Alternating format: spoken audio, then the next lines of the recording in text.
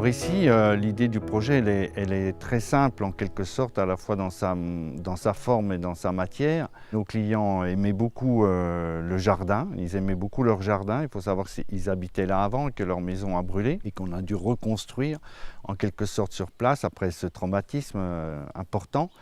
Mais on a tout de suite compris qu'ils aimaient beaucoup leur jardin et c'est pour ça qu'on a conçu cette maison comme une sorte de forme qui occupe tout le terrain et qui découpe l'espace en autant de pièces intérieures qu'extérieures en leur donnant à chacune en tout cas autant d'importance qu'elle soit jardin ou qu'elle soit bibliothèque, séjour, etc.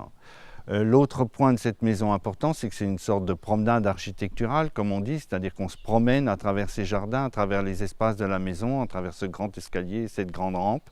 Et ça, c'est une chose extrêmement importante de mettre en rapport le paysage et l'espace intérieur de la maison.